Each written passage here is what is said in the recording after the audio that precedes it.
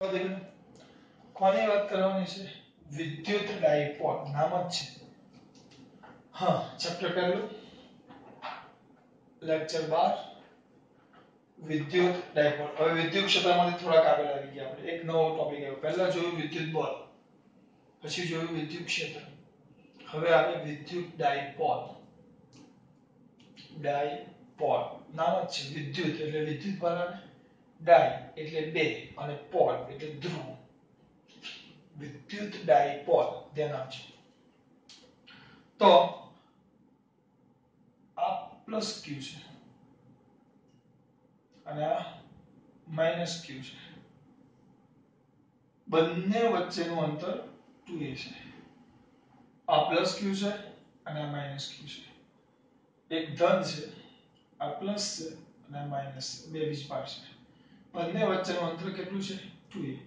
તો એની કઈક વ્યાખ્યા એવી છે, એકબીજાથી પરિમિત અંતર. પરિમિત એટલે કોઈ નામ કહેતો સર, પરિમિત એટલે પરિમિત કોઈનું નામ નથી. પરિમિત એટલે કે ચોક્કસ. તો એકબીજાથી પરિમિત અંતરે આવેલા, પરિમિત અંતરે શું થયેલા બેટા? આવેલા. અંતર એક સરખું હોય, ચોક્કસ હોય, સમાન અંતર. બરાબર? પરિમિત અંતરે આવેલા સમાન મૂલ્યના અને વિજાતીય, વિજાતીય સમાન મૂલ્ય. આનું મૂલ્ય લેશો તો q થાય, આનું પણ મૂલ્ય લેશો તો q થાય. પણ એક પ્લસ છે તો બીજો માઈનસ છે. તો એકબીજાથી પરિમિત અંતરે આવેલા સમાન મૂલ્યના અને વિજાતીય વિદ્યુતભાર, વિજાતીય વિદ્યુતભાર ધરાવતા, વિજાતીય વિદ્યુતભાર ધરાવતા બે વિદ્યુતભારો વડે બનતા તંત્રને શું કહેવાશે બેટા? વિદ્યુત ડાયપોલ.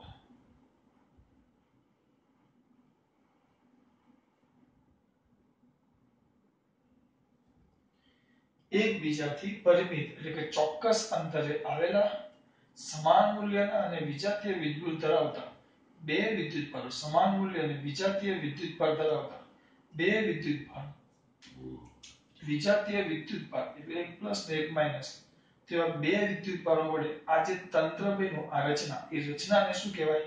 વિદ્યુત ડાયપોલ. હવે શેમાં દર્શાવવાનું સર? આકૃતિમાં.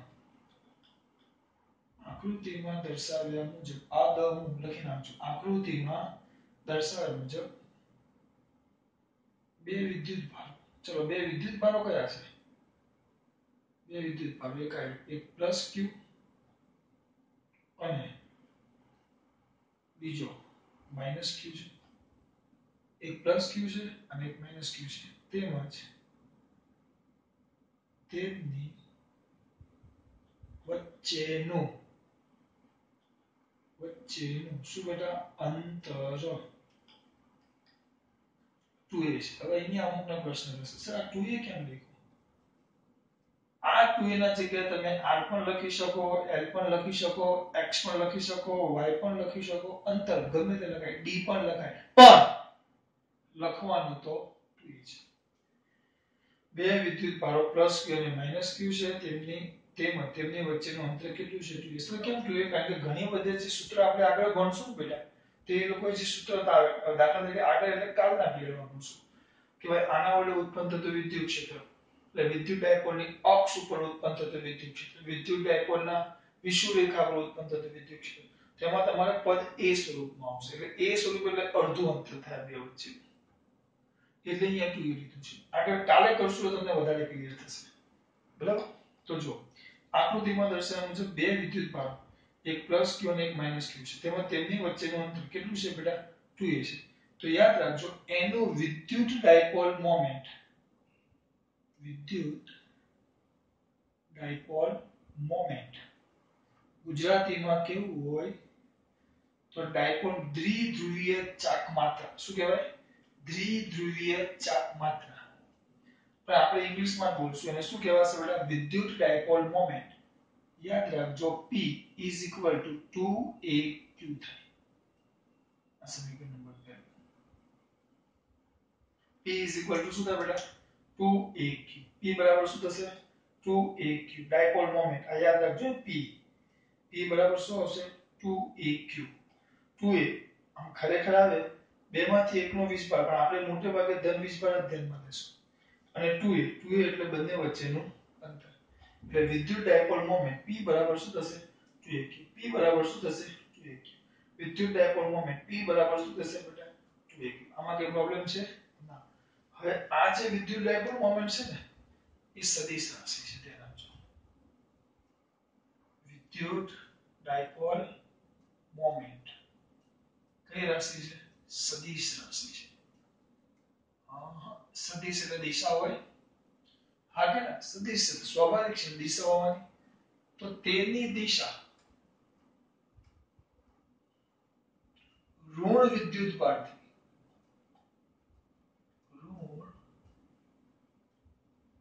ભારથી ધન વિદ્યુત ભાર તરફ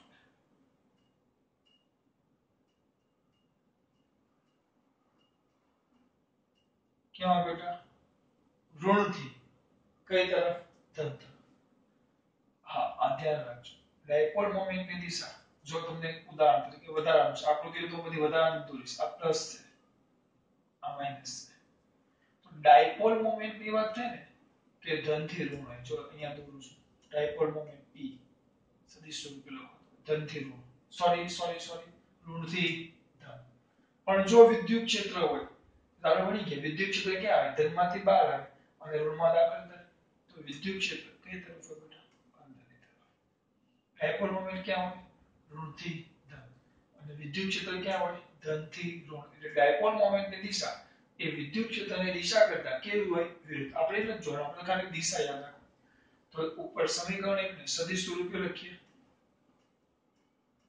કયા સ્વરૂપે લખીએ સદિશ સ્વરૂપે તો સદિશ સ્વરૂપે લખો તો આપણે આ P હતો તો P ના જગ્યાએ સદિશ આવશે vector P is equal to 2aq હવે 2aq માં q તો વિદ્યુત ભાર છે તો આપણને ખબર છે વિદ્યુત ભાર તો કઈ રાશિ છે અદિશ 2 વેક્ટર aq 2 વેક્ટર 2a પર નહીં કરે 2 વેક્ટર આ ડાયપોલ મોમેન્ટ કયા સ્વરૂપે સદિશ હવે તરત જ સદિશ નવી કોઈ રાશિ એટલે આપણે નવી રાશિ ભણ્યા વિદ્યુત ડાયપોલ નામની નવી રાશિ ભણ્યા જેમ આગળ ભણ્યા હતા વિદ્યુત બળ પછી એના પછી ભણ્યા વિદ્યુત ક્ષેત્ર તો એના પછી એવું વિદ્યુત ડાયપોલ તો રાશિ આવે તો આપણે એકમ તો લખીએ જ છીએ એકમ બોલો શું આવે એકમ PA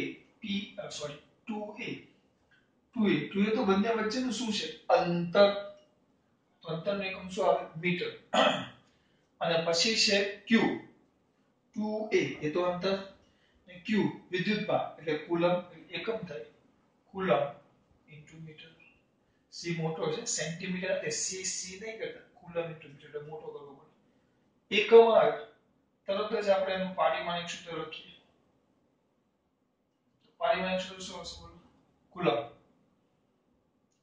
ડાયરેક્ટ લખો પહેલા કુલમ નું લખો તો કુલમ નું આવે a1 t1 અને મીટર નું આવે L1 કુલમ યાદ કરો વિદ્યુત ભાર Q it એટલે A1 T1 અને આનું આવે L1 ટૂંકમાં તમારે લખવું હોય M0 L1 T1 E1 એનું શું થઈ ગયું બેટા પારિમાણિક સૂત્ર કોનું વિદ્યુત ડાયપોલનો એકમ અને એનું પારિમાણિક સૂત્ર આપણે વાત કરી વિદ્યુત ડાયપોલની હવે તમને એમ પૂછે કે વિદ્યુત ડાયપોલનો વિદ્યુત ભાર કેટલો વિદ્યુત ડાયપોલનો તમને એમ પૂછે કે ભાઈ વિદ્યુત ડાયપોલનો કુલ વિદ્યુત ભાર કેટલો વિદ્યુત ડાયપોલનો કુલ વિદ્યુત ભાર તો કુલ વિદ્યુત ભાર શું થાય q એમાં બે વીજભાર છે, એક પ્લસ છે ને એક માઈનસ છે, તો પ્લસ ક્યુ ઓછા માઈનસ ક્યુ, તો પરિણામી વિદ્યુતભાર કેટલો થઈ ગયો 0. તો વિદ્યુત ડાયપોલનો કુલ વિદ્યુતભાર કેટલો થાય 0, કારણ કે જેટલો ધન વીજભાર નામ જ છે સમાન મૂલ્ય અને વિજાતીય વીજભાર, એટલે જેટલો ધન એટલો જ ઋણ, તો પરિણામી વિદ્યુતભાર કેટલો થવાનો 0. મિત્રો 0 થઈ ગયો, બરાબર. ત્યાર પછી આગળ, અને એનું વિદ્યુત ક્ષેત્ર કદી પણ 0 ન થાય, ધ્યાન રાખજો. વિદ્યુત ડાયપોલનું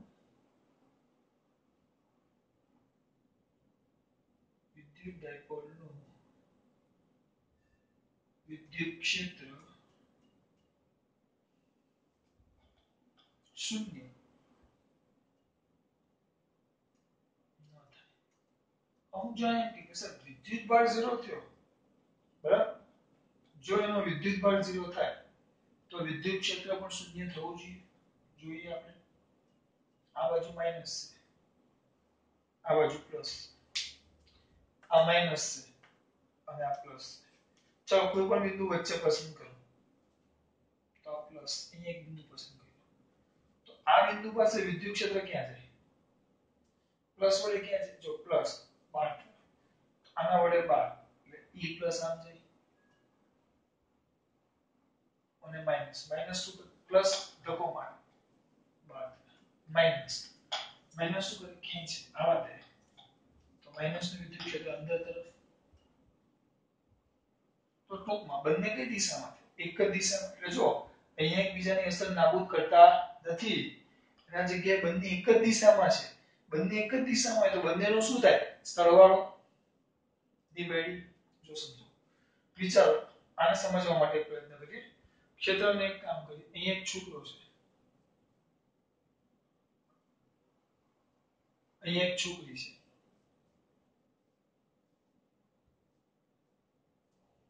બરાબર.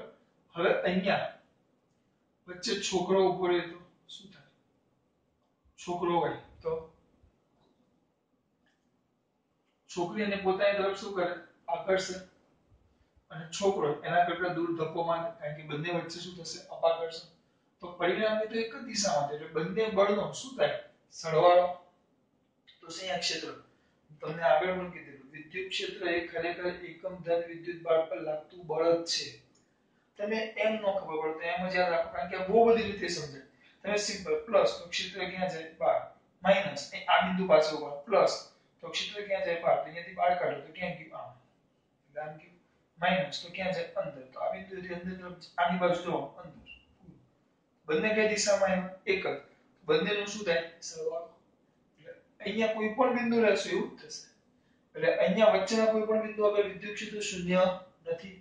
અમુક જ્યાં તરત જ લખી, સર એક કામ કરો, આ બાજુ આવી જાઓ ને, ચલો આ બાજુ પ્લસ પ્લસ 12 તરફ, એટલે આમ પ્લસ એટલે આમ 12 જાય, આ E પ્લસ આમ ક્યુ.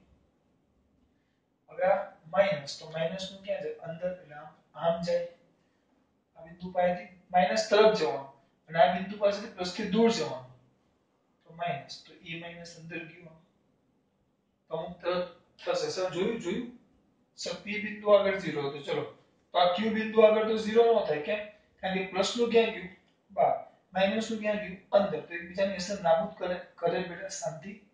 પણ જો આ વીજભાર જે છે, આ Q બિંદુ વીજભાર ને આ Q બિંદુ છે, પ્લસ ની નજીક છે અને ઋણ થી કેવું છે, દૂર, તેનો મતલબ એમ થાય અહીંયા E પ્લસ એ મોટા થઈ જાય E માઈનસ, કારણ કે પ્લસ વડે જેટલું વિદ્યુત ક્ષેત્ર લાગે એના કરતા માઈનસ નું વિદ્યુત ક્ષેત્ર કેવું, ઓછું, એટલે પરિણામી 0 થાય નહીં. એ જ વસ્તુ અહીંયા લઈ લો, કોઈ ત્રીજું બિંદુ PQ અને R, તો પ્લસ નું 12, એટલે પ્લસ હંમેશા 12 દૂર જ લઈ જવાનું, પ્લસ થી આમ, અને ઋણ અંદર, ઋણ અંદર લેવું, જો દેખાય છે. પણ શું થાય, અંદર તરફ જતું બળ જો આ ઋણની નજીક છે, એટલે અંદર તરફ જતું બળ E માઈનસ, સોરી બળ ક્યાં, વિદ્યુત ક્ષેત્ર આગળ કીધું, વિદ્યુત ક્ષેત્ર એકમ ધન વિદ્યુતભાર પર લાગતું બળ, શું બકો છો, હમણાં જ લેવું, F is equal to QE, અને જો q બરાબર 1 લઈ લ્યો F બરાબર E થઈ જાય એટલે વીજભાર જો આપણો પરીક્ષણ 1 કુલમ હોય તો એ બળ એ જ વિદ્યુત ક્ષેત્ર થઈ ગયું એટલે હું એકમ ધન વીજભાર માટે વાત કરું પણ તમે એક જવાબ દો ચલો આ પ્લસ અને આ માઈનસ બંને વિરુદ્ધ દિશા પણ માઈનસ ની નજીક છે એટલે E માઈનસ મોટા થઈ જાય E પ્લસ કરતા બંને વિરુદ્ધ દિશામાં છે પણ સમાન મૂલ્યના નથી એટલે અસર નાબૂદ થાય નહીં એટલે કોઈ પણ બિંદુ પસંદ કરો ત્યાં કદી પણ વિદ્યુત ક્ષેત્ર શૂન્ય ન થાય આ તમે સમજાયું ગોખણિયાઓ માટે ટૂંકમાં કાઢી નાખો સિમ્પલ પહેલું કુલ વીજભાર 0 પણ વિદ્યુત ક્ષેત્ર શૂન્ય નથી ટૂંકમાં યાદ રાખો તો ચલો નિયમ યાદ રાખે કે is not equal to 0 બરાબર આ કોની વાત કરી આપણે વિદ્યુત ડાયપોલ કોની વાત કરી વિદ્યુત ડાયપોલ પહેલું એકબીજાથી પરિમિત અંતરે રહેલા સમાન મૂલ્ય અને વિજાતીય વીજભાર ધરાવતા સમાન મૂલ્ય ને કેવા બેટા વિજાતીય એકબીજાથી પરિમિત ચોક્કસ અંતરે રહેલા સમાન મૂલ્ય અને વિજાતીય વીજભાર ધરાવતા ક્યાં કે સમાન મૂલ્ય અને વિજાતીય વીજભાર ધરાવતા બે વિદ્યુત ભારો વડે બનતા તંત્રને શું કહેવાશે વિદ્યુત ડાયપોલ વિદ્યુત ડાયપોલ આવે બે વીજભાર પ્લસ q માઈનસ q છે બંને વચ્ચેનું અંતર 2a છે તો વિદ્યુત ડાયપોલ મોમેન્ટ p બરાબર શું આવશે બેટા 2a તો વિદ્યુત ડાયપોલ મોમેન્ટ ચલો અહીંયા તરફ ડાયપોલ વિદ્યુત ડાયપોલ મોમેન્ટ કઈ રાશિ છે સદિશ રાશિ દિશા ઋણ થી ધન ઋણ વીજભાર થી ધન વીજભાર ખાલી આ સમજૂતી માટે આકૃતિ જો એ હંમેશા ઋણ થી ધન આવે ડાયપોલ મોમેન્ટ એટલે વિદ્યુત ક્ષેત્ર ધન થી ક્યાં આવે ઋણ સદિશ સ્વરૂપે આને લખવું પડશે સૂત્ર હતું p બરાબર 2aq 2a p સદિશ લખો 2aq તો 2a એટલે અંતર ને q એટલે વીજભાર સદિશ નો એટલે એ ઉપર સદિશ આવી ગયો એકમ q નો એકમ કુલમ અને 2a એટલે અંતર એનો મીટર આડી માં સૂત્ર લખીને વીજભાર જેટલો પ્લસ એટલો માઈનસ એટલે 0 અને વિદ્યુત ક્ષેત્ર કદી પણ શૂન્ય થાય નહીં વચ્ચેના ભાગમાં બંને એક જ દિશામાં આવે એટલે સમાન થાય પ્લસની આ બાજુ આવશે તો પ્લસની નજીક હોય તો પ્લસનું વિદ્યુત ક્ષેત્ર વધે ને માઈનસનું ઓછું થાય એટલે 0 ન થાય માઈનસની નજીક હોય તો માઈનસનું વિદ્યુત ક્ષેત્ર વધે અને પ્લસનું ઓછું થાય એટલે 0 ન થાય આ થઈ ગયો તમારો વિદ્યુત ડાયપોલ મોમેન્ટ અને હા એક વધારાનો મુદ્દો છે કે બિંદુવત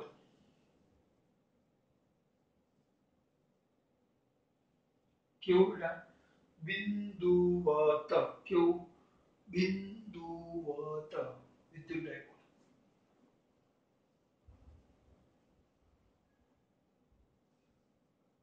એમાં કેવું થાય કે q ટેન્ડ્સ ટુ ઇન્ફાઇનાઇટ